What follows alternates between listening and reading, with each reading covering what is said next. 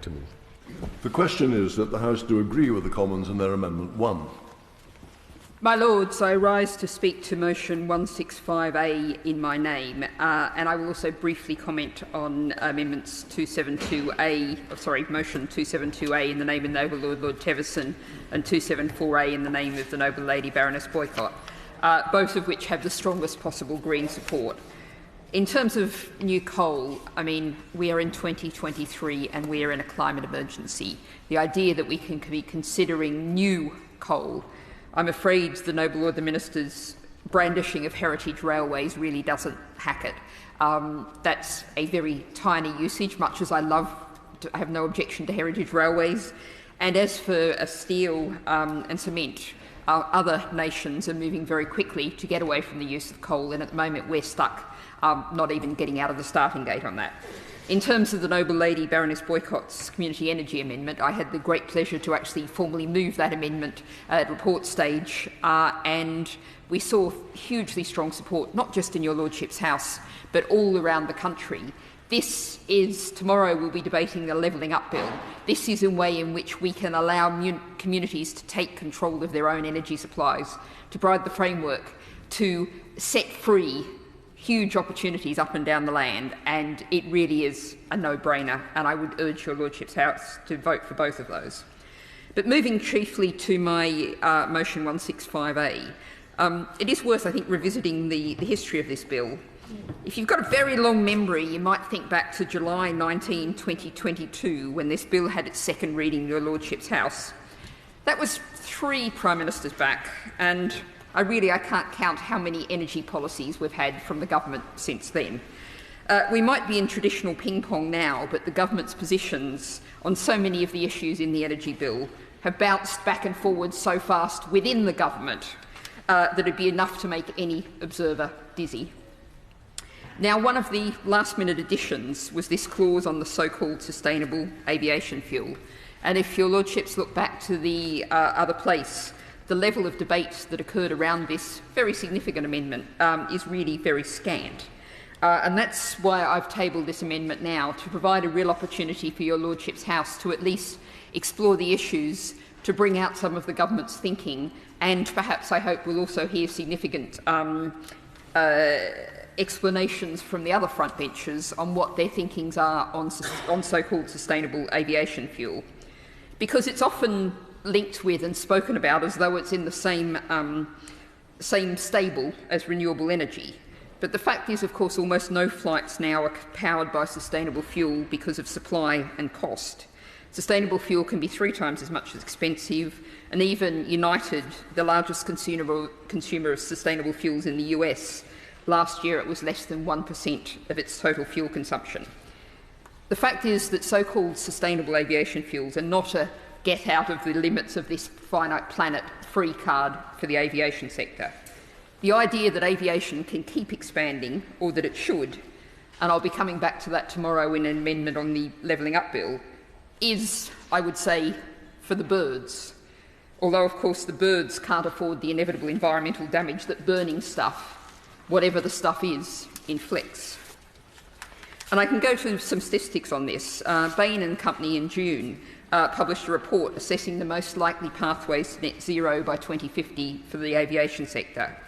The headline was that it can eliminate 70% of emissions from aircraft operations without using electric or hydrogen at scale. Just 5% of emission reductions come from hydrogen and electric planes in the Bain and Company scenario. The rest is engine efficiency, aircraft efficiency, optimising routes and scaling up so-called sustainable aviation fuels. Now, a 70% reduction is significant, but the Science Based Targets Initiative Net Zero Standard requires a 90% reduction in CO2 across all scopes by 2050 at the very latest. This report suggests that so-called sustainable aviation fuel can meet a maximum of 60% global jet fuel demand in 2050 in the best case scenario. Now, I think it's worth reflecting very briefly, looking to debates in the other place, that we saw both Labor and Tory MPs going further than this amendment does and calling for government subsidies for the sector. And we have to set this in the context of the fact that tax exemptions last year saw the Treasury lose £4.7 billion from the aviation sector last year. That's calculated by Transport and Environment, which could pay for, over 40 new hospitals. Does that sound familiar? Or could cover the cost 10 times over of additional medical staff. It's the equivalent of 1% of the income taxes collected by the government last year. So that's the context. So to come to the detail of my amendment, and my amendment simply addresses subsection 6.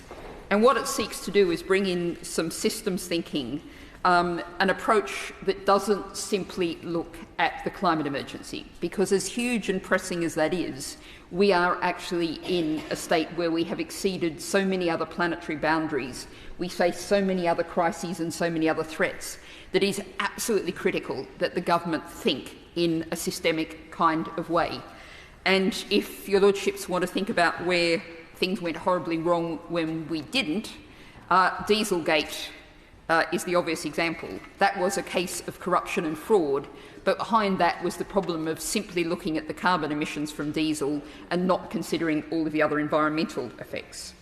So what this amendment does is the current government amendment says that the Secretary of State should look at the contribution in reduction in greenhouse gases, keeping that, but also adding the impact on the food system.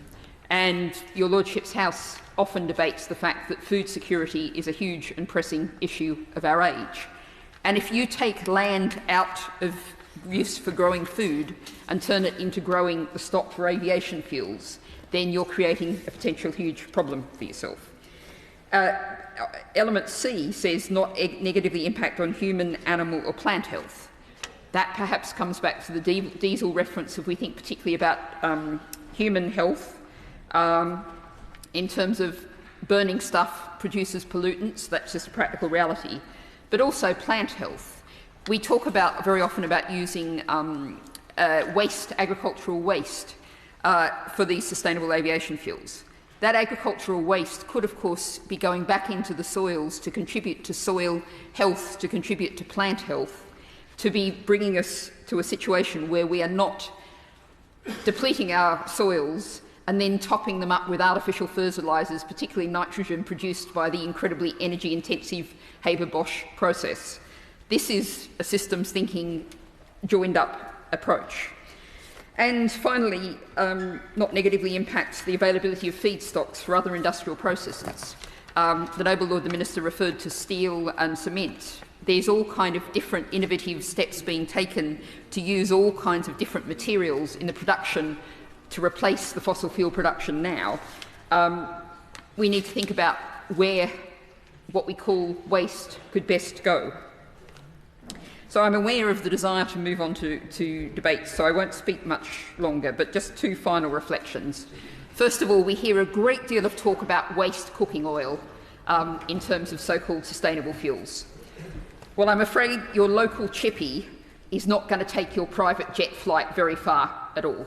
Let's be realistic about that. And secondly, my mother's favourite movie was The Sound of Music, and there's a song in that of nothing comes from nothing, nothing ever could. All energy use, all fuel, has environmental and social costs in its production and use. We have to think in that systemic, holistic way when we think about how we fuel our sustainable future.